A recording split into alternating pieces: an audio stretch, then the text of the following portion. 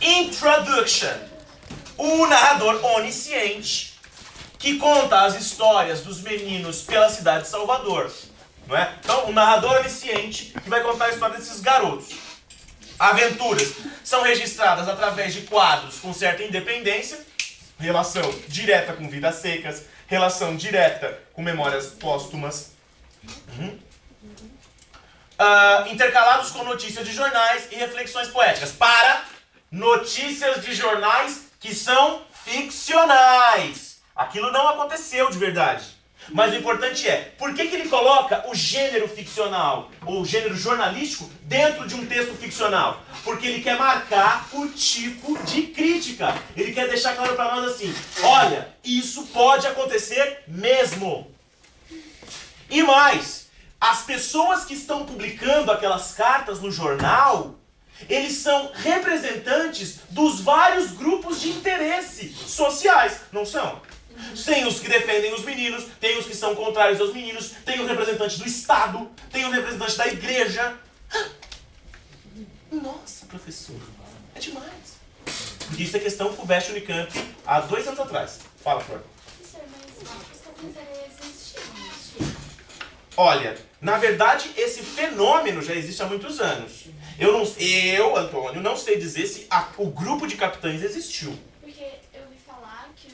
Chegou há um tempo conviver com eles para escrever o livro, para se basear. Ele conviveu com garotos de rua, isso é fato. Agora, tô falando eu. Eu disse que sou eu. O Antônio não sabe. Eu vou falar agora igual o Pelé, que fala de si na terceira pessoa. Né? Não, porque o Antônio não sabe exatamente. Então, eu não sei. Porque se ele conviveu com meninos de rua, eu sei. Agora, com os capitães, aí eu desconheço essa informação. Né? De nada.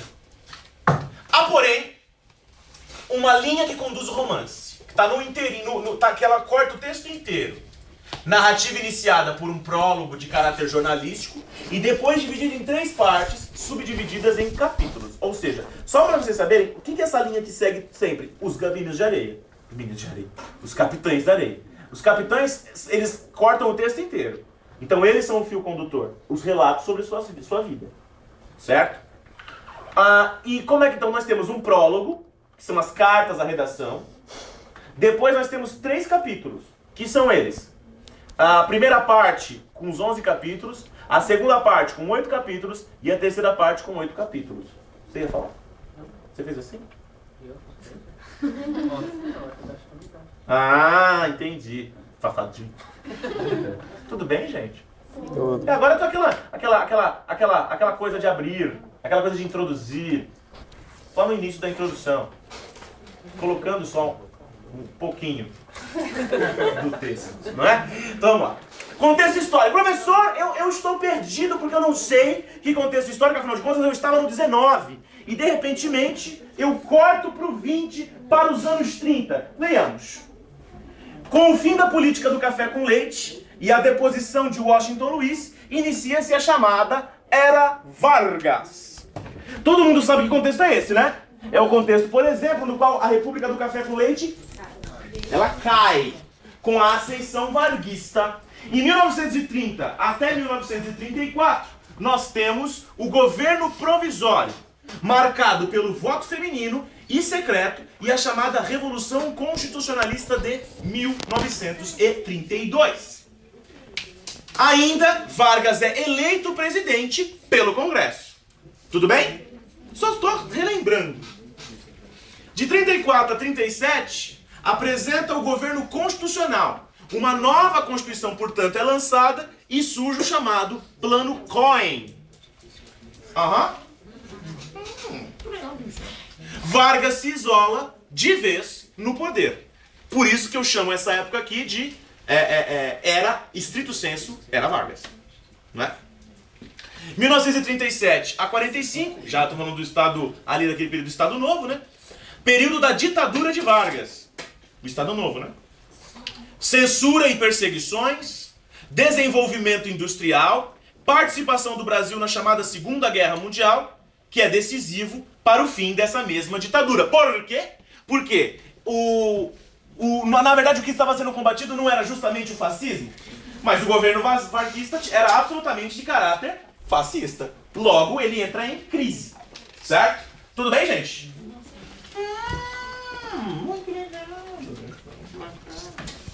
Posso passar? Não, então enquanto a gente pode dançar uma canção. Né? Vamos dançar, vamos por um baile dançante. A gente já foram em bailes dançantes? Baladas. Não, nossa gente, que tristeza. Povo sem Vocês têm que, graça. sei lá, ir num boteco, tomar uma coisa qualquer, um suco de caju, qualquer coisa. Gente, vocês saem à noite? Tirando daqui? Não? Nossa, que legal. Vocês estão sem assunto hoje, hein? Vocês saem à noite? Não! Aquelas que você não quer conversar, meu. Que raiva, gente chata. Eu não saio também, não. Mentira, eu saio de vez em quando. Final de semana, de vez em quando eu saio. Gente, eu gosto muito de ir ao cinema e sair pra comer. Vocês percebem que eu gosto de sair pra comer? Está na cara, né? Não é? Está na cara. Na verdade, tá na cara e no corpo, não é? Agora, gente, por exemplo, eu gosto... Nossa, eu não gosto de balada. Eu gosto até, sabe, gente? Mas eu não gosto muito de gente, né? Então é um problema pra mim. Eu não gosto de gente me esbarrando. Eu não gosto de gente... Sabe, aquela galera que quando vai passar assim, fica tipo, encostando assim, sabe? Sabe, tipo ônibus. Basta o ônibus. Você faz a dança da bolinha lá também? Nem morto, gente. Eu sou uma pessoa que passa batido nos lugares. Sou uma pessoa muito tímida. Não é? Sou uma pessoa muito tímida, muito na minha, não é? Mas, gente, eu gosto disso aí. Eu gosto de... como eu tô ficando velho, né? Eu tenho gostado cada vez menos de lugares onde você fica em pé. Eu gosto de lugares que você fique sentado ou deitado. Deitado também é legal. Até grama vale, né? Eu tava vendo, uma aluna minha, ela foi pra uma festinha, eu não sei aonde, aí na puta que pariu, e ela trouxe uma foto pra eu ver, né? Aí ela mostrou, nossa... Aí ela falou, nossa, essa hora aqui na noite já tava, era 4 horas da manhã, eu tava lá dançando. Eu olhei, e depois que eu tinha falado, depois que eu falei, que eu pensei no que eu falei. Falei assim, mas, e você gostou? Você não sentou um minuto? E você gostou? Você ficou cansada? Eu assim, pô, eu me diverti muito. Falei, mas, se cansando? Eu não consigo conceber você se divertir se cansando. Você tá velho mesmo, Não é? Eu tô velho mesmo, gente. Eu tô um velho. Eu acho que eu tenho uma alma velha. Eu tenho duas coisas, eu tenho uma alma velha e uma alma gorda. Porque, gente, teve uma época que eu emagreci. Eu sempre fui gordo a vida inteira. Mas quando eu tinha 18, eu falei assim, não, eu quero emagrecer, meu. Aí eu emagreci muito. Muito. Eu vou trazer uma foto pra vocês verem. Quando eu entrei na faculdade, eu tinha 63 quilos. Nossa! Olha como a faculdade engorda. Aí assim, Eu nem só que, entrei gente, eu ainda pensava de forma gorda. Então eu pensei, acho que isso sou eu, meu. E eu fui engordando aos poucos, daí de repente sou eu agora. E aí quando eu me vejo quando magrinho, gente, eu fico pensando, nossa, que estranho, né? Parecia que faltava... E faltava, na verdade, falta 2 eus ali. De fato. Professor, você é ruivo? Sim, eu sou ruivo. Gente, que bom que vocês me perguntaram que eu era ruivo, porque teve um ano aqui no cursinho, que no final do ano, eu tava falando dessas coisas da minha vida, e a menina levantou uma professora, eu tenho uma curiosidade muito grande.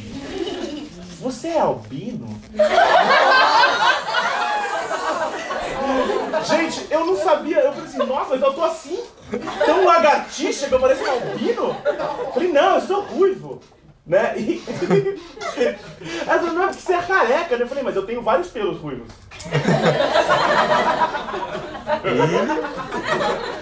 Eita. Sou ruivo. Professor, mas a sua mãe é ruiva? Não, padeiro. É. Nem minha mãe nem meu pai são ruivos, você acredita? Mas o açougueiro, padeiro. Vizinho. É, o vizinho. Gente, eu tenho uma irmã, né? Minha irmã é mais velha. E ela é ruiva também. Não, daí seríamos de vários padeiros, né? Pelo menos é o mesmo. E a minha irmã, ela não gosta de ser ruiva. Ela nunca gostou. Só que o ruivo dela é ruivo vermelhão, assim. E o cabelo dela é bem enroladinho. Sabe, por exemplo, já assistiram aquele desenho, Valente? Ela é aquilo ali, né? Aquela cara lá. Só que minha irmã é feia. Ela é bem feia. E assim, só que agora ela há muito tempo, ela resolveu não ser mais ruiva. E agora ela pinta o cabelo de louro. É um desgosto da minha família. Da minha mãe, por exemplo, que ela é ruiva e ela pinta o cabelo de louro. Não sei se eu contei isso, né? Ah, pra falar que tem sentido, tem vários ruivos da minha família, legal, tudo bem. Aí ela é professora também, minha irmã. De ensino fundamental, ela é de pequenininhos. Que matéria. Ela é pedagoga, né? Ela fez pedagogia. Ela fez pedagogia. Vamos lá, gente. Gente, eu tenho um sobrinho da idade de vocês sabiam? Sério? E ele não é gordinho. Tá bem, né? E ele também não é ruivo, ele é meio louro. Meio louro. O nome dele é Fernando. Vou trazer ele aqui pra ver vocês. Vou fazer ele passar vergonha. Eu tenho... Gente, é sério, eu fiz umas coisas... Hoje ele tem a idade de vocês, ele deve ter lá, tem 17 anos. E aí, ele é um dos meus... Como é que a gente fala? Umas minhas exceções. Porque ele não gosta de estudar. Ele não gosta de estudar. E agora ele tá estudando um pouquinho mais, porque ele quer entrar no vestibular.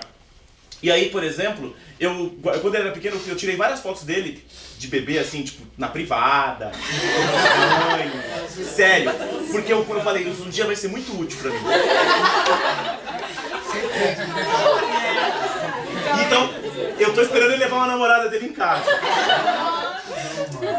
Gente, eu sou muito chato, velho. Eu sou muito insuportável. Mas vamos lá, volta pro texto, gente, para. Que dó desse Olha, ser, quero velho. foco aqui, tá? Senão vão ficar duas. Mentira. Mentira. E por baixo de um fio dental. Gente, sabe o que eu descobri esses dias? O que é body? Vocês sabem o que é body? É de bebê, não é? É aquele negócio de colocar assim no corpo, não é? É body de body corpo, né? Não, mas eu fiquei pensando nisso. Nossa, como tem nomes bizarros, né? Que as pessoas usam. Não, body é aquilo que as mulheres usam. Que, não é? Que coloca o quê? Que tem bebê também? O quê? O quê? Tem de bebê também? Ele usa isso? Aquilo não é macacão que bebê usa? Por baixo do macacão tem um, assim, que não tem perna, sabe? Mas pra que tem aqui? Pra que serve aquele então? Pra mim, claro, saco de batata. Saco de batata. Gente, pra mim bebê tinha que ser enrolado no plano. Bebê tinha que ficar sempre nu. Não, sério, meu. Pra que bebê usa roupa? Não, bota um pano assim, enrola no plano. Tem várias coisas que eu fico pensando também. Não é? Sério, gente, vamos pensar nisso agora. Bebê tinha que andar nus. Andar não, né? Que bebê não anda. Então ia ter que ficar nus, que é tão mais confortável. E eu pensei assim, você vai ter que usar a roupa a vida inteira. Então quando você beber, que você fique pelado. Não é? Pô, vamos curtir o momento.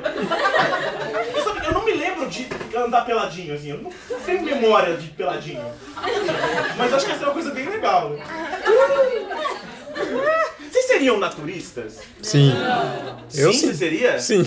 Eu não, ia ficar desconfortável. Mas se todo mundo ficasse. Ah, mas gente, não só porque todo mundo. Pelo amor, imagina todo mundo nu aqui. Ah, pessoal. Não, eu ia não. Você ia ficar. Eu ia ficar no mínimo constrangido. Normal. Não é? Ai, caralho. Credo. Não é por isso. Eu não sei porque eu tô falando isso, mas eu não vou falar. Vou terminar agora. Eu termino. E assim, eu ia ficar pelo menos assim. Eu ia ficar muito nojinho.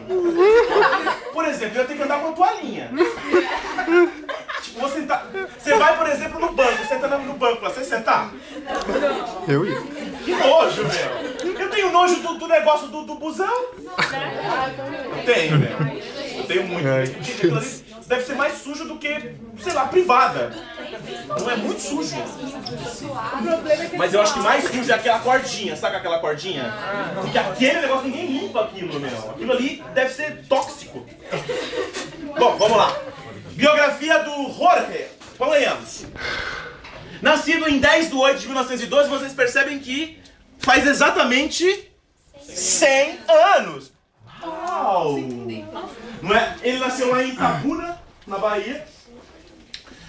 Em 22. Só pra lembrar. Ele é filho do João Amado de Faria e da Eulália Leal Amado.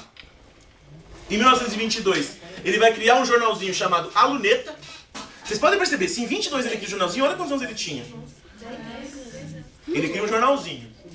Em 31, ele vai fazer faculdade de Direito, ali na Universidade do Rio de Janeiro, ou Universidade do Brasil, atual UFRJ, certo? E vai escrever nessa época o seu primeiro livro, chamado O País do Carnaval. Em 32, ele vai se aproximar da militância de esquerda e vai lançar o livro Cacau. E são chamados livros do ciclo de romances urbanos dos seus textos, né? De caráter mais aguerrido, de caráter mais militante. Em 36 vai ser sua primeira prisão por participar da chamada Intentona Comunista. Vocês lembram disso? O Coelho já falou pra vocês? Foi aquela tentativa de golpe, certo? Comunista. Em 42, ele vai ser preso novamente por se opor ao chamado Estado Novo, né? Lá ele depois vai lançar o livro A Vida de Luiz Carlos Prestes. Este livro é um livro estritamente político, certo? Estritamente político. Em 1946, ele vai ser eleito deputado federal pelo Partido Comunista Brasileiro, certo? Em 48, vai ser cassado o seu mandato e os seus livros vão ser queimados como material subversivo. Olha que coisa de louco, gente. Toda a época de caráter ditatorial em todos os países, quando nós temos um autor que se opõe, normalmente seus livros são queimados. Vide desde épocas, por exemplo, da Inquisição. E acontece isso, certo? Tudo bem? Entre 48 e 52 ele vai peregrinar entre a Europa Ocidental e a Ásia. E lá ele vai lançar o seu livro chamado Os Subterrâneos da Liberdade. Outro livro de caráter político também.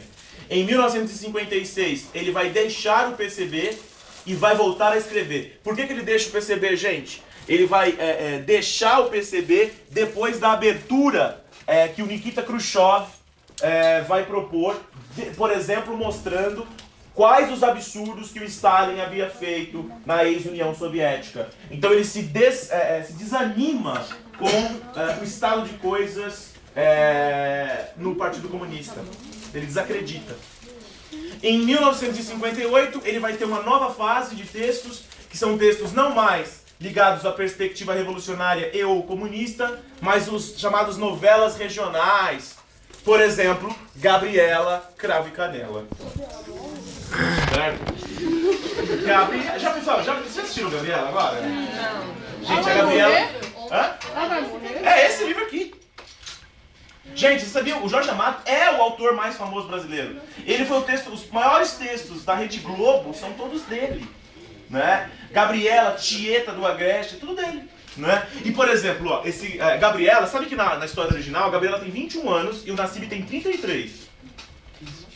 Gente, aquela mocinha lá não tem 21 anos.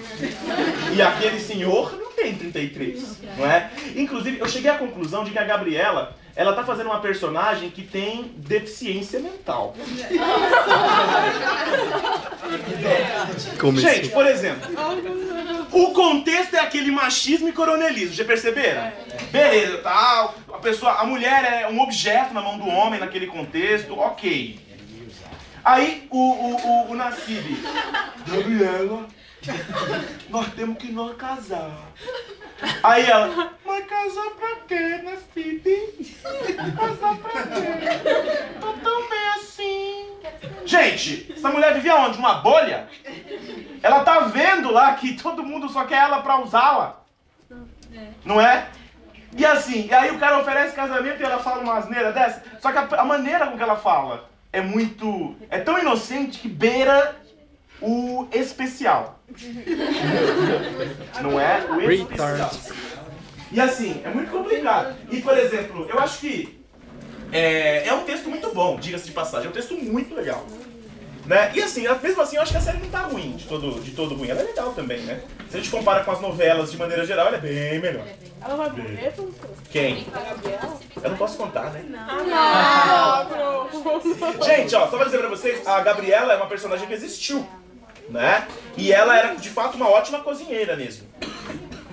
E ela no texto lá, fica subentendido que ela é muito bela, muito sensual, mas antes de tudo ela era uma grande cozinheira, não é?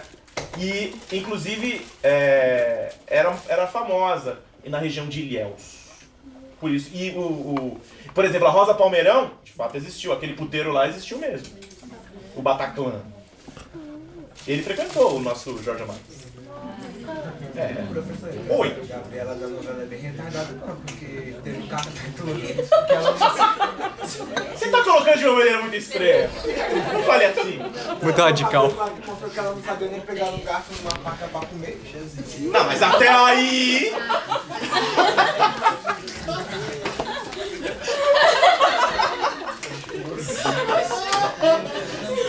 Então, mas gente, ó, o fato dela não pegar no fato com a garfo, com a faca, É porque ela não tinha costume, isso aí tudo bem. Isso não é um detalhe. Eu tô falando do comportamento. Mas vamos voltar aqui a coisa aqui, né? Então vamos lá. Eita! Gente, eu lembro essas coisas que eles me falam aqui, eu dou risada sozinho. Vocês são muito bons. Em 1961, ele vai ser eleito para a Academia Brasileira de Letras. Em 7 de março de 87, vai fundar lá a Casa de Jorge Amado, que existe até hoje, lá em Salvador. Falece em 6 de agosto de 2001, na cidade de Salvador. Ele que era casado com uma escritora também, chamada Zélia Gattai, que tomou o lugar dele logo que ele morreu na Academia Brasileira de Letras. Certo? Não tomou, no sentido, é minha. Ela foi eleita. Então assim, meus queridos, estamos falando aí de um autor que produziu muito. Até o surgimento do Paulo Coelho, o nosso autor mais famoso fora do Brasil, e com certeza com maior qualidade ele ainda fora do Brasil, é o Jorge Amado.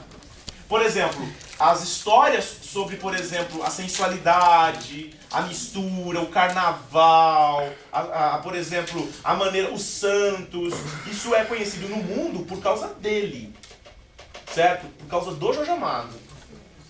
E até hoje ele tem uma importância muito grande fora do Brasil, certo? Bom, quais são as suas obras?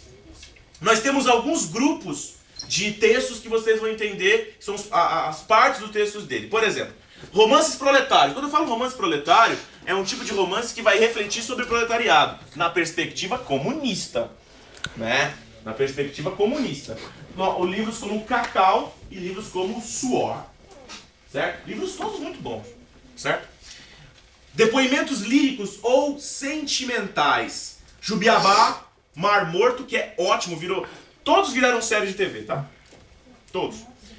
E Capitães de Areia. Lembrando que Capitães eu também enquadraria não só como retratos líricos e sentimentais, mas também proletários. Certo? Outros livros são escritos de pregação partidária, ou seja, políticos. O Cavaleiro da Esperança, O Mundo da Paz... Não é? A história de Luiz Carlos Prestes, todos eles são de caráter partidário. É comunista isso aqui, literalmente.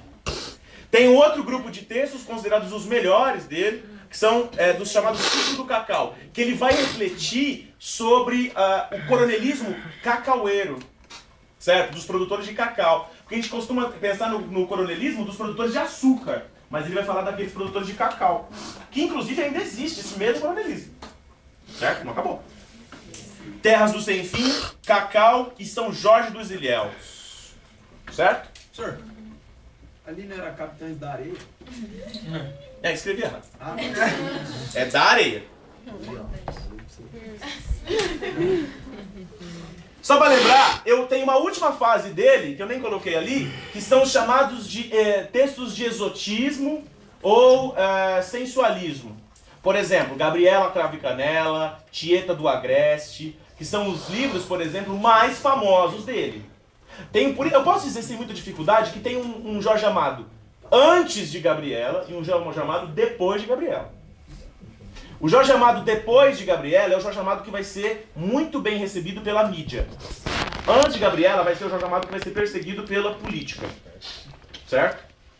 Isso é importante saber. Só que há quem diga, e eu sou uma das pessoas que dizem, a parte dele, diante de Gabriela, é melhor. Os textos são mais profundos, mais críticos. Os outros são bons, não deixa de ser bom. Mas ele tem uma perspectiva, um tanto que ele vai tratar desse exotismo, da sensualidade da mulher, de maneira muito intensa. Como se só fosse isso. Entendeu? Então, olha lá. Vamos pensar no enredo e nas personagens do Capitães da Areia. Vamos lá. Pedro Bala, João Grande, Professor, Pirulito, Sem Pernas, O Gato, Boa Vida, Volta Seca, Padre José Pedro, Dora, Dalva, João de Adão e vários outros, tais como Barandão e etc. Lembra desses? Sim. Todos esses aqui são personagens importantes. Certo? Se você não lembra de algum desses é porque você não leu. Tem que lembrar. Certo?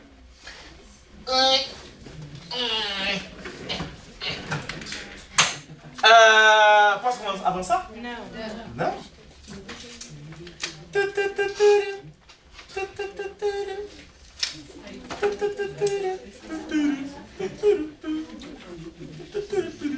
Pode agora? E agora pode? Gente, tô com uma dor de estômago. Eu comi muito mesmo. Comi um torresmo agora. Gente, tô aqui com vontade de comer. Nós também, professor. Torresmo é bom, hein, gente? Macarrão é bom também. Pizza é bom também. Mas churrasco é melhor. Gente, eu acho que assim, se eu fosse pra uma ilha e só tivesse churrasco, eu acho que eu ia ficar feliz ali. Comer churrasco de manhã, Eu morria feliz. tarde, de noite. Gostei. No pico. Eu ia morrer em segundos ali, né? Fácil. Pode? Pode. Gente, mas o gostoso é a gordurinha. Não é não. É sim, gente. Mundialmente famoso. Por exemplo, se você faz uma picanha sem gordurinha, é como se você estivesse comendo uma sola de sapato. É uma sola. Tempo cronológico. Vamos ver. Primeira parte, tempo cronológico. Depois eu vou falar do tempo psicológico. Olha a passagem. É aqui que mora o chefe dos capitães da areia, Pedro Bala. Desde cedo foi chamado assim, desde seus 5 anos. Hoje tem 15. Há 10 vagabundeia nas ruas da Bahia. Olha só quando ele coloca essa marca do tempo, não é? O narrador marca o andamento da narrativa, fazendo referência à passagem dos dias, evitando que a narrativa se fragmente. Leiamos. Olha como ele vai marcar o dia passando. Sob a lua, num velho trapiche abandonado, as crianças dormem. Hoje à noite é alva em frente ao trapiche. Faz 2 dias que ele não come, pobrezinho. Outra noite, uma noite escura de inverno. O gato ainda não está dormindo. Sempre sai depois das 11 horas. Gato voltava todas as noites. Dalva nunca lhe deu sequer um olhar. Passou o inverno, passou o verão. Veio outro inverno e esse foi cheio de longas chuvas. O vento não deixou de correr uma só noite no areal. Agora, Pirulito vendia jornais, fazia trabalhos de engraxate, carregava bagagens dos viajantes, conseguira deixar de furtar para viver.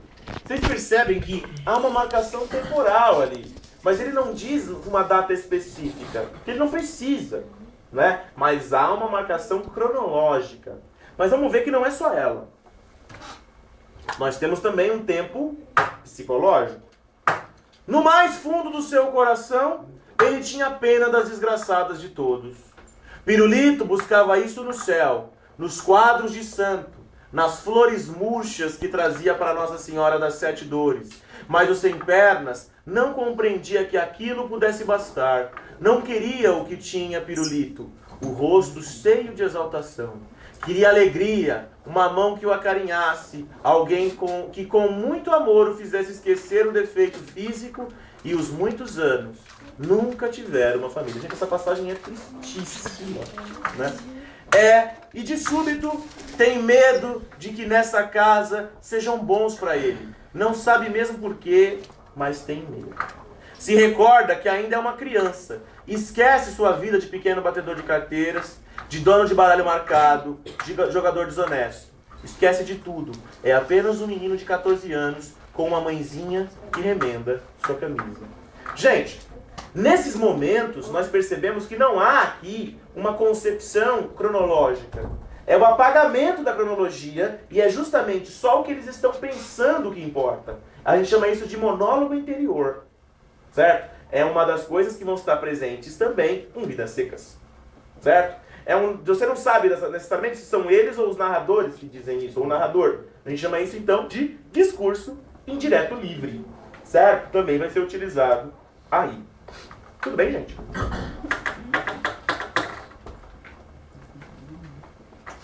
Olha o espaço.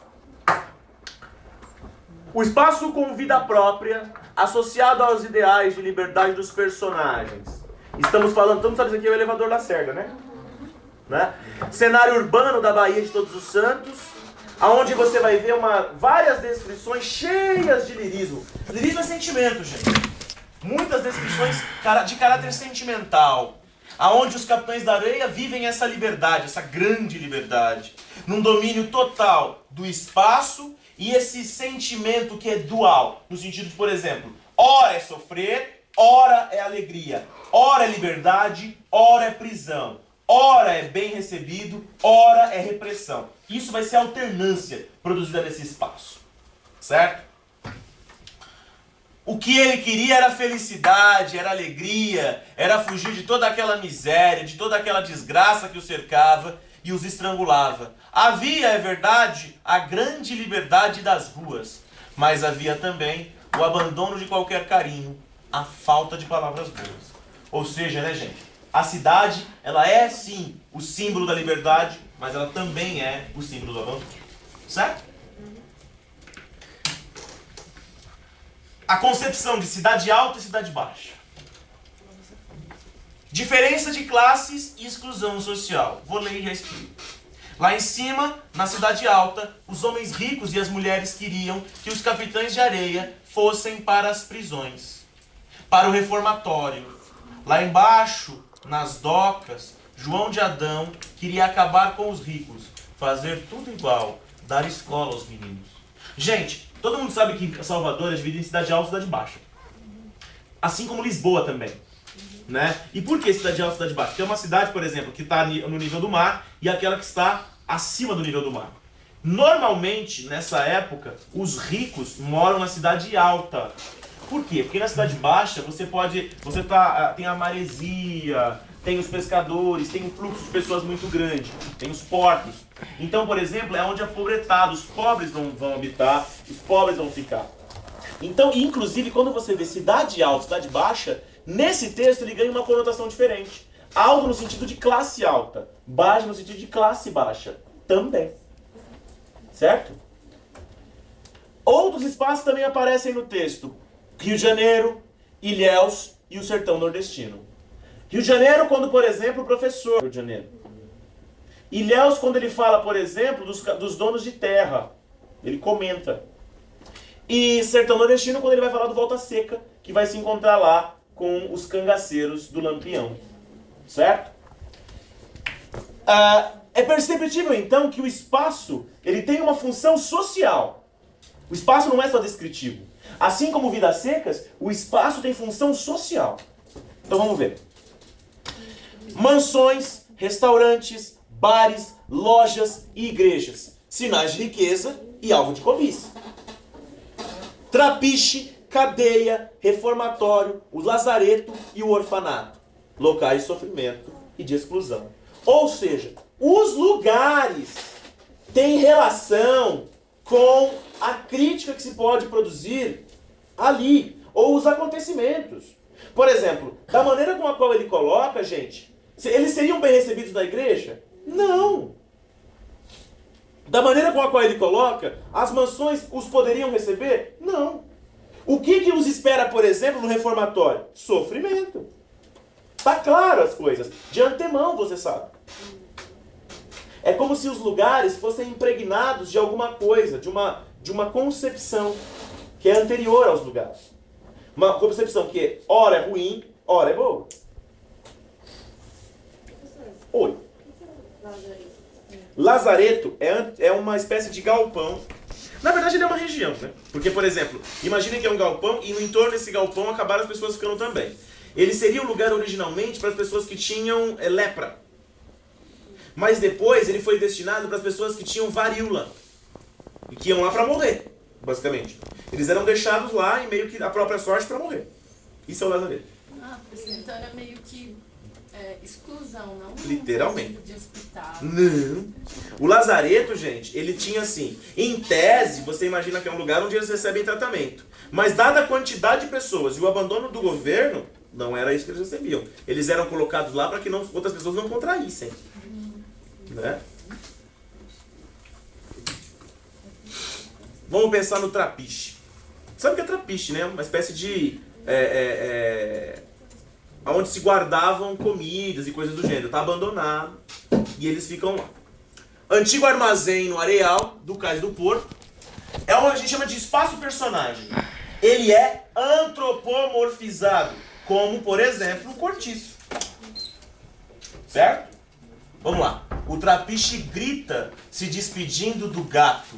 Este sorri, elegantíssimo, alisando o cabelo. No dedo, aquele anelão cor de vinho que furtara certa vez. Olha lá, gente. O próprio Trapiche fala. O próprio Trapiche age. Isso se chama humanização ou antropomorfia. Como, por exemplo, acontece com o Cortiço. Certo? Reformatório. Um dos espaços mais cruéis e que é comparado ao inferno. Castigos, castigos. É a palavra que Pedro Bala mais ouve no reformatório. Por qualquer coisa são espancados. Por um nada são castigados. O ódio se acumula dentro de todos eles. A cafua é um cubículo dentro do reformatório para castigar os menores infratores. Local de tortura. Gente, essa cafua é o que a gente, por exemplo, chama hoje de solitária. Só que imagine uma solitária bem pior, porque ela é mais baixa, você consegue ficar só abaixado dentro dela. Ela é totalmente escura, ela não tem ventilação direito, só a cela que é a ventilação possível. E normalmente ela tinha uma infiltração constante, uma goteira que ficava caindo.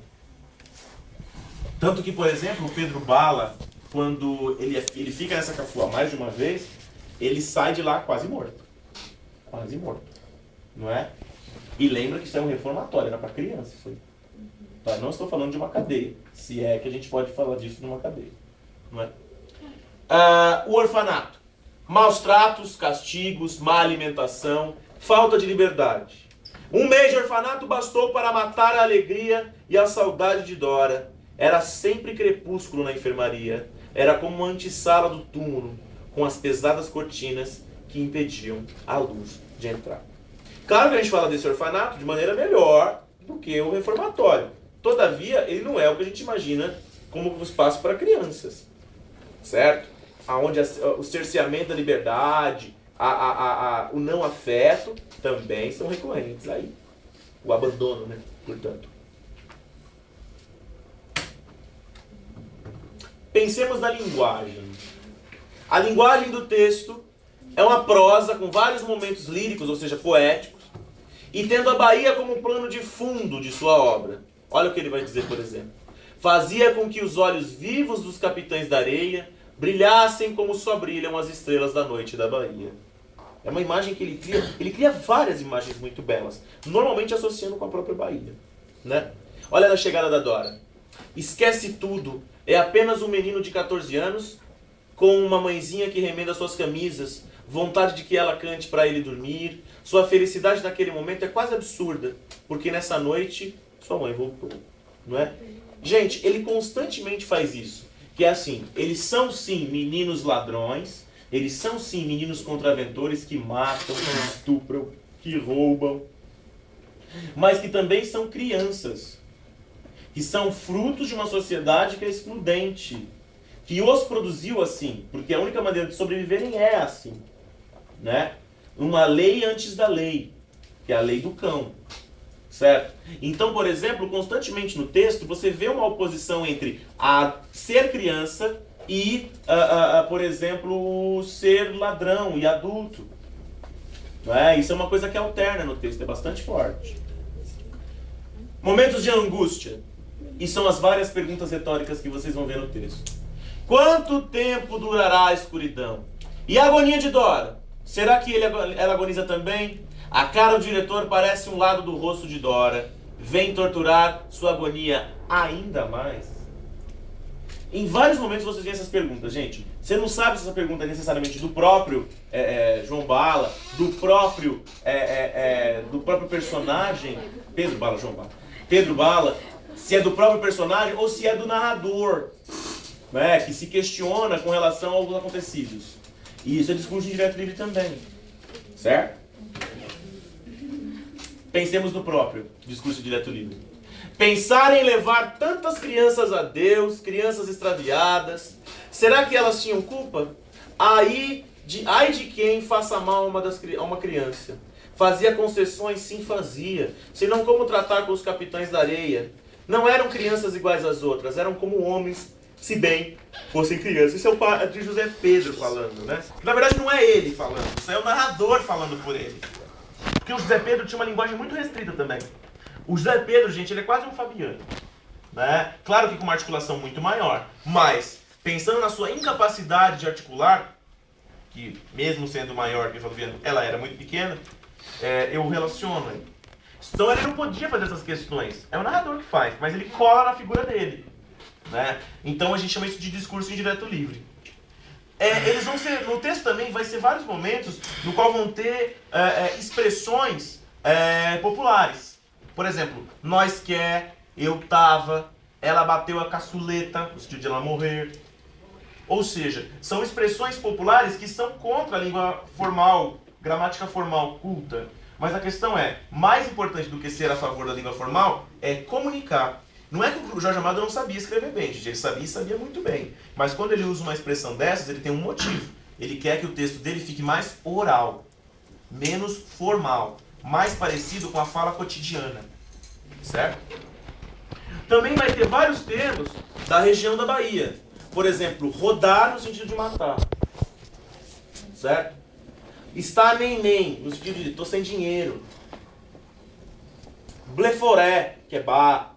E várias outras. Certo? Tem várias expressões que são típicas da região de Salvador, por exemplo, daquela época, é claro. Né?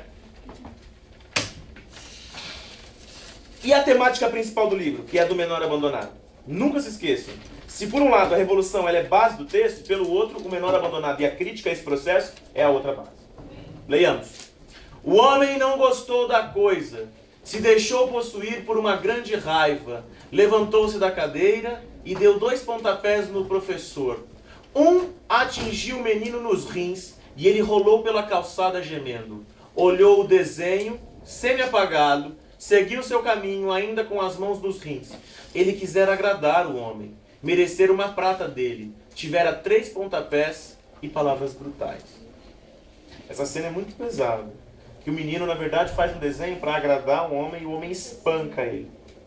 Mas xinga e espanca. Tu tá roubando um companheiro? O outro estou calado, coçando o queixo ferido. Pedro Bala continuou. Amanhã tu vai embora. Vai ficar com a gente de Ezequiel, que vive roubando um dos outros. Essa é aquela cena que aquele companheiro rouba e ele expulsa ele do grupo. Né? Criando uma nova lei. Aí você vai pensar, pô, mas isso não é bom? Só que, gente, o nome dessa lei é a lei do cão, né? A lei que esses meninos vivem é uma lei do cão. No sentido de, indiferente às individualidades, é uma forma de sobreviver. Certo? Por exemplo, se por um lado eles são contrários ao roubo entre colegas, eles não são contrários ao roubo. Se por um lado eles são contrários, por exemplo, ele é contrário ao estupro, à relação homossexual, que por si só já é um problema, né? Para aquele contexto, eles não são contrários ao estupro de meninos para com meninos. Vocês repararam que eles estupram? Vocês viram o texto, né? Então essa lei é uma lei do cão, gente. A gente não pode dizer que isso aí é uma lei elevada, daqueles que vão ser a nova sociedade. Só por isso não se justifica. Entendeu? Por quê? Porque no momento que eles são deixados a seu bel prazer, a sua sorte, eles estabelecem as leis individualmente, né? E essas leis nem sempre são as mais justas e humanas. Né? Pedro Bala arrancou a pederastia de entre os capitães da areia, como um médico arranca um apêndice doente do corpo de um homem. Todo mundo sabe o que é pederastia, né? Não. É o sexo anal, e normalmente associado a homens. Tanto que, por exemplo, pederastia, a palavra originalmente, ela é um tipo de educação que acontecia na Grécia. Quando, por exemplo, os senhores, os donos, os homens poderosos, eles tinham garotos, os quais eles eram os seus amantes. Os garotos eram os mancebos e eles tinham uma relação de pederastia. Eles faziam sexo. Mas era uma troca também, porque os garotos recebiam também em status social e ensinamentos reais. Né? Tanto que, por exemplo, numa fase de Esparta, era incentivado que os meninos fossem amantes. Porque numa batalha eles lutariam até a morte um pelo outro. Sacou? Nossa, professor, que legal. Tu tem onde dormir? Não. Vem com a gente dorme num trapiche. Não é um palacete, mas é melhor que a rua. É o chefe dos tais capitães da areia, veja, o tipo do criminoso nato. Vamos lhe dar as honras especiais para começar. meta da cafua. Vamos ver se ele sai um pouco mais regenerado de lá. Logo quando Pedro Bala chega. Castigos, castigos, castigos é a palavra que Pedro Bala mais ouve no reformatório. Por qualquer coisa são espancados, por nada são castigados. O ódio se acumulava dentro de todos eles. Gente, não tenha dúvidas de que isso tudo é a formação da crítica sobre o abandono. Outra temática, o socialismo, ou a chamada luta de classes. O Jorge Amado, que era um socialista e militante, membro do Partidão, vai fazer o seu texto com esse intuito de representar isso.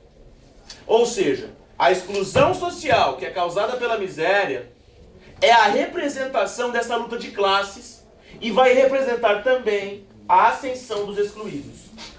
Aquilo que o Manifesto Comunista vai dizer, no qual o proletário que entender o seu papel de que ele é explorado, vai pegar em armas e vai revolucionar.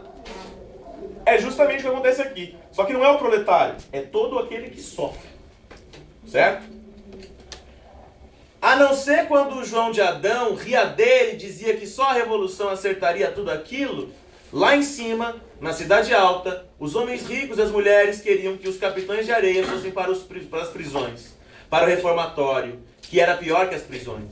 Lá embaixo, nas docas, João de Adão queria acabar com os ricos, fazer tudo igual, dar escola aos meninos. O padre queria dar casa, escola, carinho e conforto aos meninos sem a revolução, sem acabar com os ricos. Mas de todos os lados era uma barreira. Gente, depois dessa frase, desse contexto, não há o que você dizer no sentido de que ele não está propondo a revolução. Ele está. E aí ele está, na verdade, analisando quais as posições. Por exemplo, o padre José Pedro, por melhor que ele seja, ele é um reformista. Ele não é um revolucionário. Porque ele quer que os meninos tenham melhores condições, mas ele não pensa em acabar com a estrutura social desigual. Já o João de Adão, ele pensa na revolução ipsis literis, de maneira específica. Ele quer que acabe com os ricos para que os pobres tomem o poder e tenham uma divisão de renda. Mas não interessa o que aconteça. Em qualquer uma das formas há uma barreira. No caso do José Pedro, ninguém quer dividir. Ninguém quer que o sistema seja menos desigual. E no caso da revolução, bem, os donos do poder não querem perder o poder. Não é? Sobre o destino. A ideologia predominante de que as classes dominadoras impõem aos pobres, ou seja, você é isso e você vai morrer isso, porque assim o destino determinou. É uma ideologia muito forte que é uma espécie de criação do conformismo, vocês percebem? É para que todos se conformem e não queiram mudar de posição, ir para outro espaço, para outra relação. Certo? Mas que só favorece a um lado da moeda, que é a elite. Certo? A greve dos condutores de bonde. A leitura do manifesto dos estivadores ao grevistas ajuda dos capitães da areia.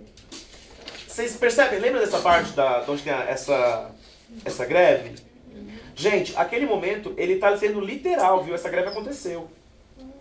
Certo? E ele está sendo tão literal porque, assim, a greve é a única forma de manifesto de fato do trabalhador. E nessa época da história, o direito à greve não havia sido reconhecido constitucionalmente. Não se podia fazer greve.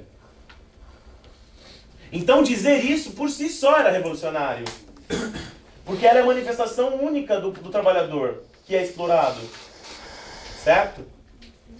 O uso da palavra companheiro constantemente, gente. Companheiro, você não pode pensar que você só fala do Lula, tá? Companheiro é um termo que ele é largamente relativo ao comunismo e à maneira com a qual os companheiros comunistas se tratavam. Porque ele é companheiro de luta. Certo? Por isso você chama de companheiro. Assim como camarada. É no mesmo sentido. Certo? Pedro Bala, atraído pela Revolução Social e aceito na organização, atua em Aracaju com os índios maloqueiros. Esses índios maloqueiros no sentido de aqueles que estão oprimidos, mas em outra condição, que vão precisar de um líder, que é o nosso Pedro Bala. Certo? E, gente, olha a atuação. E no dia, essa parte é a parte que mais está claro que isso aqui, que o Pedro Bala é o exemplo do chamado proletário. Já explico. E no dia em que ele fugiu, em inúmeros lares, na hora pobre do jantar, rostos se iluminaram ao saber da notícia. E apesar de que lá fora era o terror, qualquer daqueles lares era um lar que se abriria para Pedro Bala, fugitivo da polícia. Porque a revolução é uma pátria e uma família. Gente, não há o que dizer. A revolução é imparável nessa concepção. A revolução acontecerá. E Pedro Bala é a representação do revolucionário. Porque ele é filho do quê? Ele é filho dessa classe oprimida. Ele é aquele que vai se manifestar. Ele é aquele que vai entender o seu papel social e vai sair de um processo chamado alienação. O Marx, ele diz que um dos grandes impedimentos para que aconteça a revolução é uma coisa chamada alienação do trabalho. Que é, de forma muito simplificada, que o trabalhador, na verdade, ele acha que o trabalho é natural, que a exploração é natural e que talvez um dia ele assuma a posição do dono do trabalho. A exemplo, você trabalha na telemarketing, você ganha um salário mínimo, só que você acha que um dia você vai ser supervisor, superintendente e diretor. E você acha então que o seu trabalho é absolutamente necessário, por isso você nem falta. Só que o nome disso é alienação, porque na verdade você é altamente substituível. E na essência, você não será aquele que vai chegar no topo. Aliás, você pode até ser, mas eu não posso dizer que isso é para todos. O sistema vive da ideia de que todos serão aqueles que vão chegar no último ponto. Só não serão se não forem capazes. Isso é alienação do trabalho. Então o Pedro Bala, assim como o trabalhador que tem uma coisa chamada conhecimento, ele não é mais um alienado. Ele então vai lutar pela revolução. E todos vão entender o seu papel disso e vão auxiliar. Porque a revolução é uma família. Entenderam? Entenderam? É claro, ele é literal isso, gente. Diga. Por que esse livro foi censurado? Porque da época ele Tem todo esse discurso? Olha, na verdade, esse livro é relativamente censurado. Ele é censurado diretamente, porque afinal de contas, ele vai falar dessa revolução, mas eu estou sendo literal com vocês. Todavia, se alguém, por exemplo, da censura, lesse esse livro, podia, num primeiro momento, sim, achá-lo altamente crítico com relação à revolução, mas a base da crítica dele é em relação ao abandono de jovens. Né? Então, há um lado B a pensar. É que, na verdade, verdadeiramente a gente não imagina, né, por que ele não foi censurado. Ele podia ter sido censurado também. Coisas muito mais simples foram. É porque, afinal de contas, ele produziu coisas muito mais literais, né? Então, quando ele produz uma coisa dessa, você pensa assim, pô, é menos, né? De fato é menos. E entre o tempo dele, que ele foi preso e que ele ficou longe, esse livro é escrito nesse processo. Entendeu? Então, de fato, esse livro vai ser produzido em massa nos anos 80 e 70. Né? Em quantidade.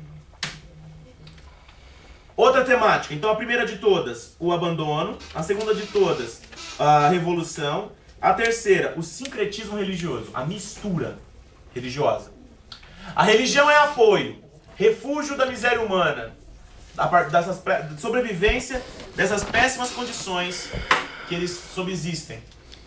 O padre José Pedro, defensor dos capitães. A dona Aninha, mãe de santo, amiga de todos os negros e pobres da Bahia.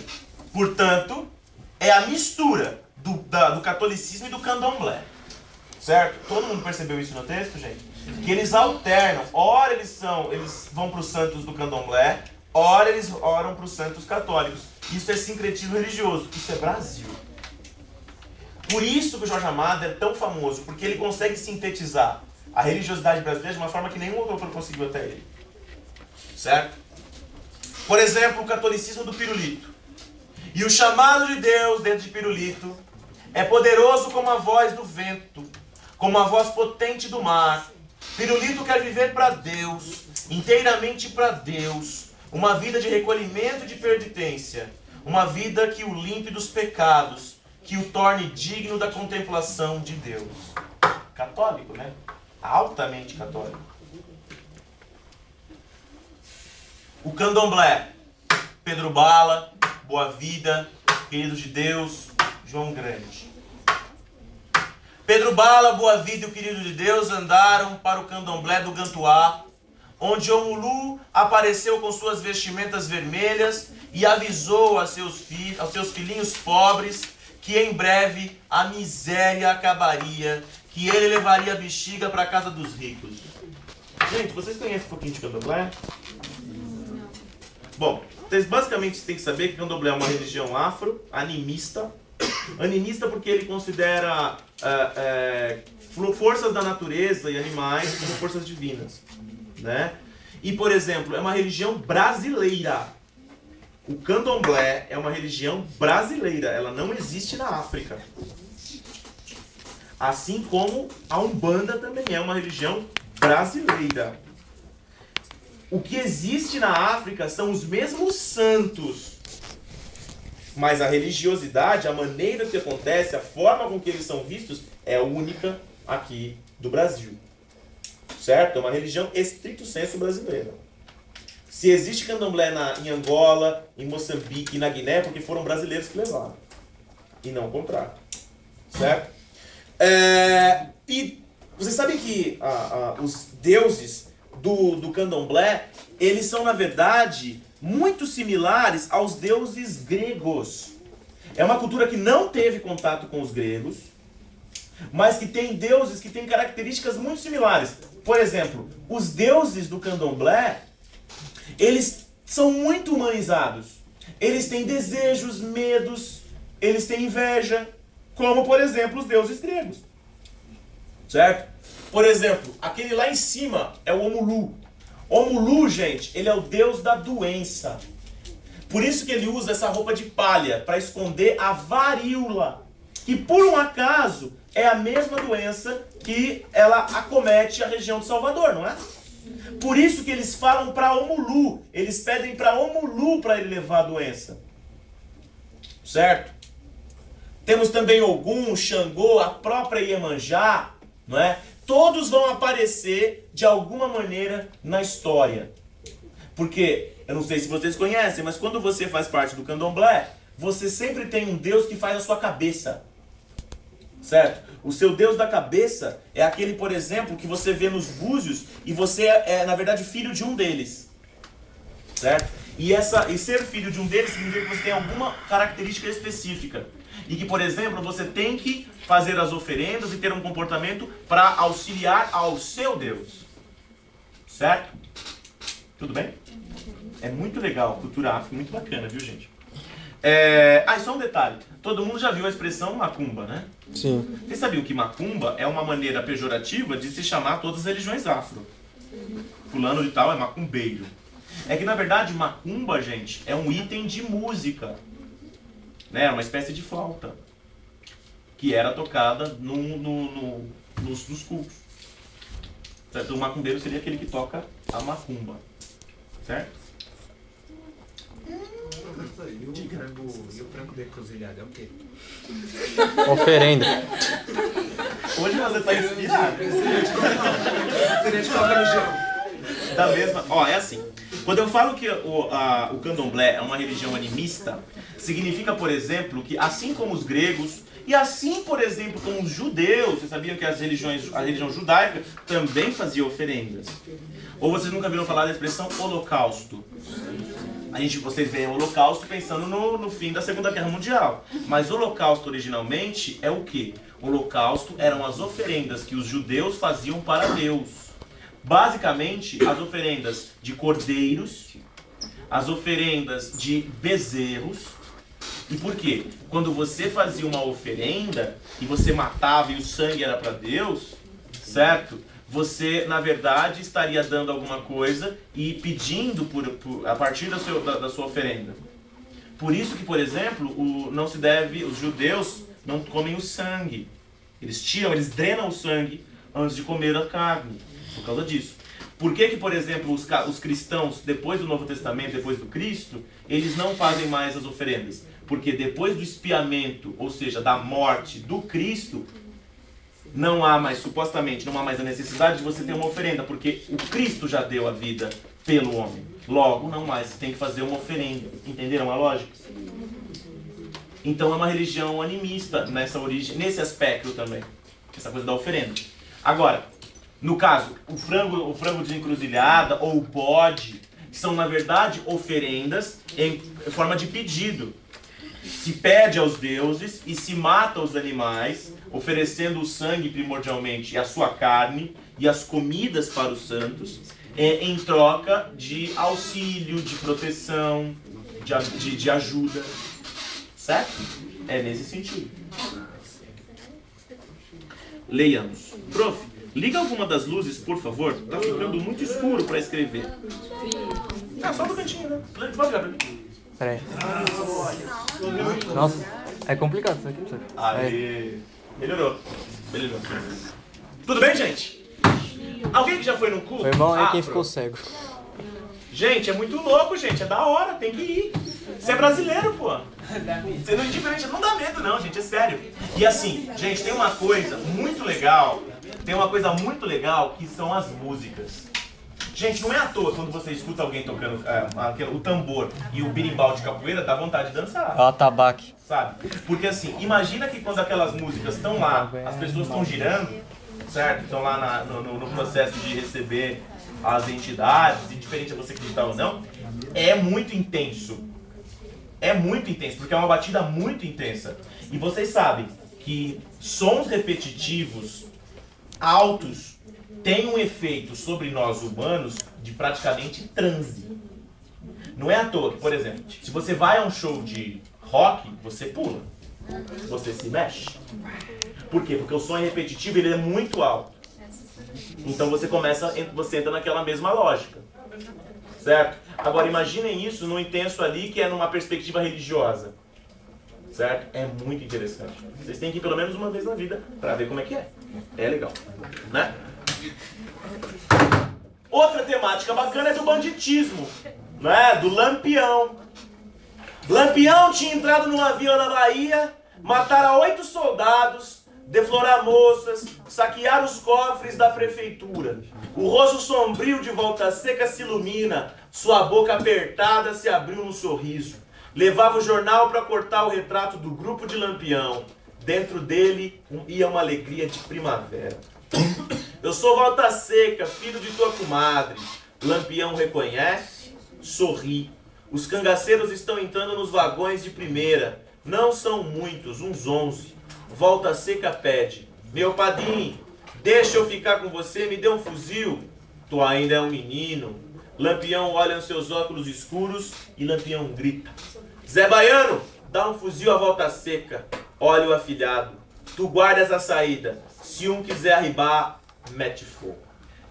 Gente, a perspectiva do banditismo aqui, ela é retratada também. Então é abandono, é sincretismo religioso, é revolução e também é o banditismo. E esse, você pode pensar, mas ele está endeusando aqui o Lampião. Não, ele não está. Ele coloca ali bem no alto o que ele fazia. Só que ele está colocando com relação, por exemplo, a esse menino, que talvez a única oportunidade que teve na vida foi para lá, que é o próprio Volta Seca.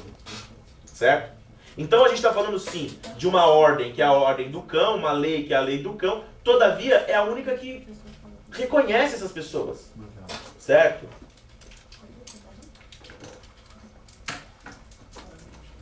A própria temática da exclusão social e da varíola. Só para lembrar, gente, a varíola é uma doença que já tinha controle já. Certo? Já tinha controle. Então é a mesma coisa de ter um surto de cólera hoje. Vocês concordam que nós temos a cura da cólera? Nós temos. Mas por que tanta gente ainda morre de cólera no Brasil? Porque há um abandono. Certo? Falta de saneamento básico, falta de médico para todos e coisas do gênero. Não é? Então vamos lá. O Mulu mandou a bexiga. Bexiga negra é varíola, tá, gente? Bexiga é varíola. Mandou a bexiga negra para a cidade, mas lá em cima os homens ricos se vacinaram. E o Mulu era um deus das florestas, da África. não sabia dessas coisas de vacina. E a varíola desceu para a cidade dos pobres e botou gente doente, botou negro cheio de chaga em cima da cama. Então vinham os homens da saúde pública, metiam os doentes num saco, levavam para o lazareto distante. As mulheres ficavam chorando porque sabiam que eles nunca mais voltariam. Imagina, gente, que tem uma cena de um livro, não sei se vocês já leram José Saramago, o ensaio sobre a cegueira. Tem uma passagem que é muito parecida com isso, que é quando as pessoas têm uma cegueira, aquela cegueira branca, eles são levados para um galpão. É a mesma ideia. As pessoas, na verdade, não vão ser tratadas, vão ser levadas lá para não passar para mais gente. Então, provavelmente eles vão morrer lá. E as pessoas sabem disso. Certo? Diga. Então, mas eles voltam, na verdade, por mera sorte. As pessoas, a maioria ia para morrer. Não, mas ele foi curado, não foi? A doença. Olha, a varíola, ela tem graus de intensidade. Nos últimos graus de intensidade, ela mata, né? Então acontece o quê? As pessoas que conseguiram, alguns conseguem se curar, mas muitos deles ainda têm os danos físicos que a varíola deixa. Sabe que um dos danos mais comuns da varíola é a pele toda furada.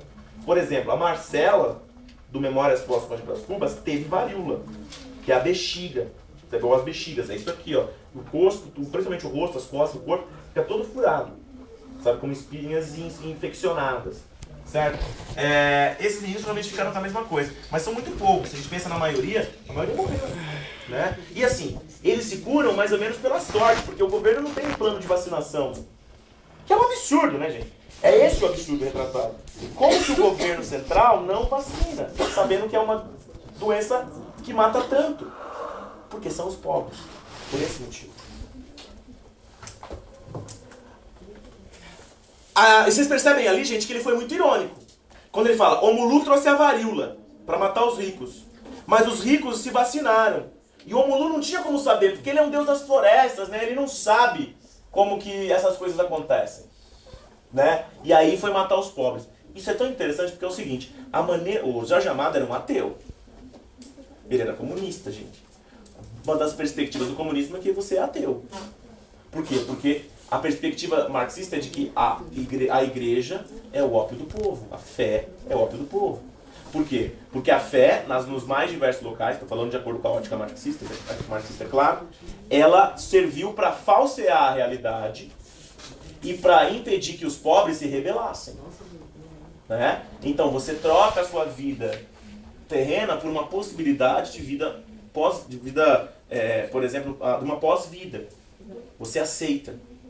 E você se conforma com a exclusão social. Nesse sentido. Só que no caso do Jorge Amado, ele não é assim crítico com relação à igreja. Ele acha que a fé, ela tem uma função de ser.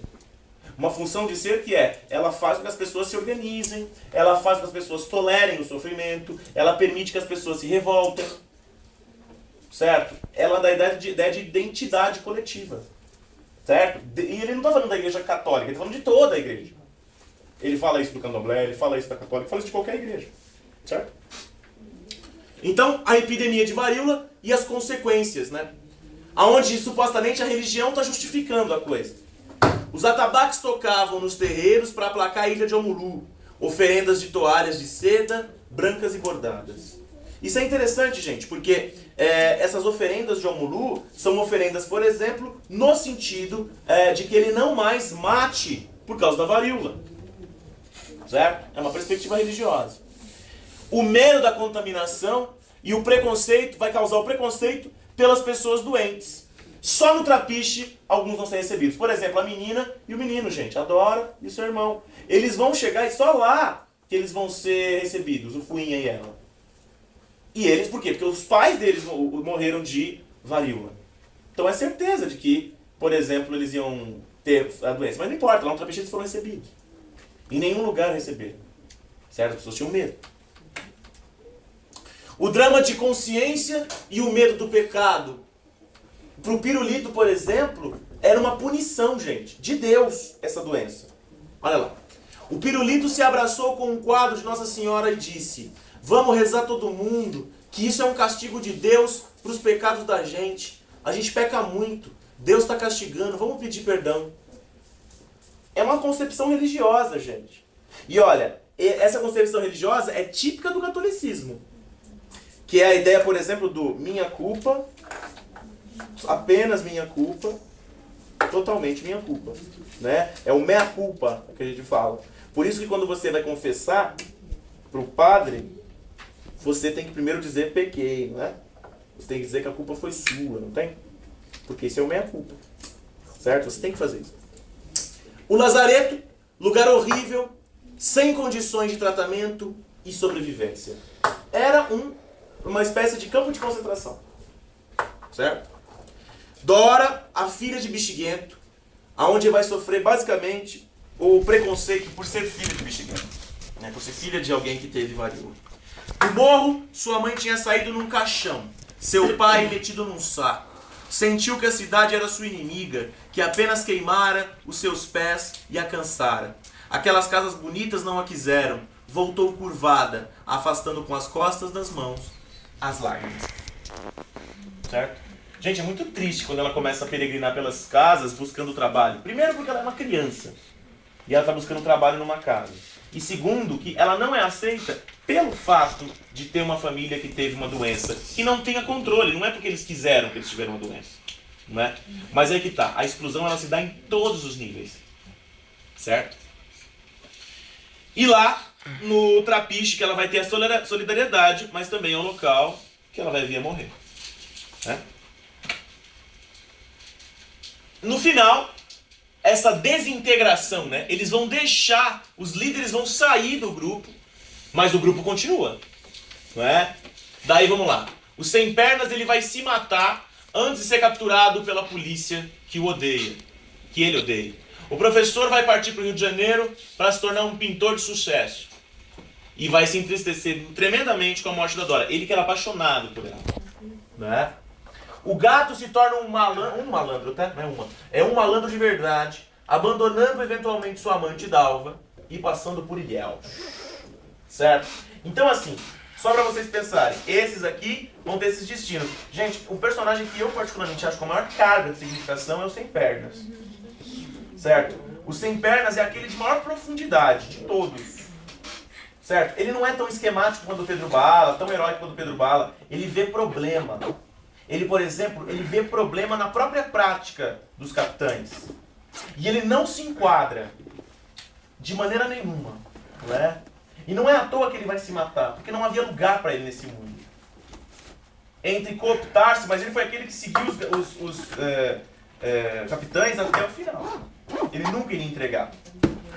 Certo? O gato, ele é a metáfora de malandro, gente. Ele, por acaso, é muito parecido, claro que salvo várias diferenças, com o nosso Leonardinho. Né? O professor é aquele que supostamente deu certo. Né? O pirulito vai se tornar frade. O padre José Pedro vai conseguir finalmente uma paróquia no interior. Não tenham ilusões, não é uma paróquia grande. É uma paróquia desimportante no interior. Ele frisa isso. E vai para lá ajudar os desgarrados do rebanho do sertão. Volta Seca vai se tornar um cangaceiro do grupo de Lampião e mata mais de 60 soldados. O Volta Seca era um psicopata, né? Praticamente.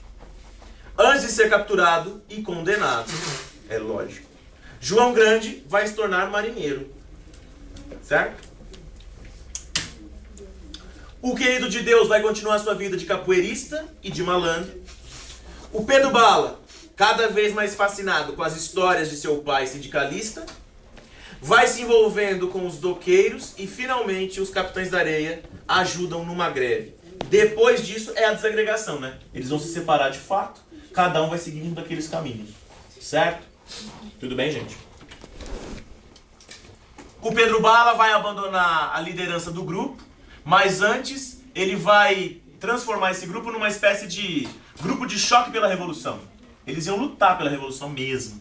Ele mesmo vai se transformar no líder sindical, aonde a gente está falando da metáfora da revolução proletária. Ele é o padrão de novo homem. Pessoal, quando eu falo de padrão novo homem, as pessoas não entendem. É assim, ó. há uma literatura comunista dessa época que era incentivada pelo governo, por exemplo, stalinista. Na onde, por exemplo, eles vão fazer uma literatura que vai sempre ter uma personagem proletária que faz a revolução. E esse proletário é basicamente a figura do homem novo. O que é esse homem novo? O homem novo seria, por exemplo, o proletário que tem uma coisa chamada saber e ele não é mais um alienado. E por isso ele vai fazer a revolução. O nosso Pedro Bala é esse revolucionário, é esse homem novo, que ele é produzido na linha de produção, no caso dele, do sofrimento. Ele é produzido ali. E por isso ele sabia o que é sofrer. Por isso ele conseguiria lutar pela liberdade, lutar por melhores condições, com um conhecimento de causa muito forte. Certo? Importante. Relações que nós devemos fazer, que nós podemos fazer e que são interessantes que vocês façam. É uma metáfora, o livro inteiro. Uma metáfora, por exemplo, da revolução. Uma metáfora, por exemplo, da crítica do abandono do governo central para com o Nordeste, que é típica do que acontece com a geração de 30. A mesma geração do Drummond, a mesma geração do Graciliano Ramos. Portanto, é uma relação próxima entre as três obras, que é essa perspectiva de crítica social. Certo? Além disso, eu posso fazer relações com outros vários textos. Como eu disse, Memória do Sargento na figura, por exemplo, do malandro. Também com Memória do Sargento com essa descrição da cidade. Claro que aqui é Salvador e lá é Rio. Eu posso relacionar também, por exemplo, os monólogos interiores, com Vidas Secas também. Com Memórias Póstumas de Brás Cubas, eu posso colocar também essa relação dessa narrativa que não é... que, por exemplo, vai usar de muitas descrições. Essas falas, por exemplo, de reflexão das personagens. Isso também acontece lá. Certo? Eu posso pensar também nessa polarização rico-pobre quando a gente pensa em Cidade das Serras. Lá também tem essa oposição rico-pobre. Certo? Claro que com um objetivo diferente. Mas tem. Certo? Dúvidas, pessoal? Gente, é um livro maravilhoso, viu? Quando eu falo do livro, eu mato o livro, né, no final das contas. Porque eu estou ficando dando detalhes. E o interessante é você depreender coisas. Ele é um livro de fato muito bom. Sabe? Você tira muitas coisas dali. E pensem que, por exemplo, é um texto que ele não se esgota numa primeira leitura. Convido que, quando entrar na universidade, que leiam novamente. Vão gostar mais. O livro é bom. Certo? É um dos melhores livros da literatura brasileira, sem dúvida. Tudo bem? Gente, façam exercícios. Façam exercícios. Porque eu acho que falta uma apresentação, né? E vai faltar o Sentimento do Mundo e o... Só? Não, Não, 3. Faltava 3. Passou 2 agora, já era. Falta só 1. Só falta sentimento. Só. Ele passou 2 hoje. Não. Olha, essa aqui é o nosso terceiro encontro, certo?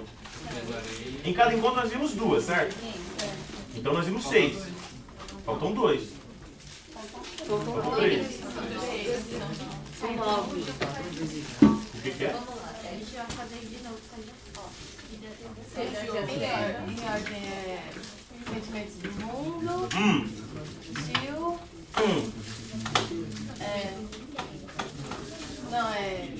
Viagem na Minha Terra, Tio, Memórias, Cidade das Serras, as 2 memórias. Credo, que bem. Professor, falta um só. Porque eu postei vídeo 3 vezes na internet já. Foi as 6 vezes que você fez. Foi os 6 livros que você fez, 6 primeiros. Daí mais 2 hoje. 8. Daí vai ter 6 com hoje, não é? Não, 8 com hoje. Mais um só. Então foram 4 encontros. Foram. Nossa, gente, como o tempo passa quando a gente se diverte. Lista. Só fazer. Foram porque o primeiro tava lá no fundo. O segundo o Cris gravou. O terceiro foi semana passada que eu dormi aqui. O quarto hoje. Eu tô filmando tudo essa porra.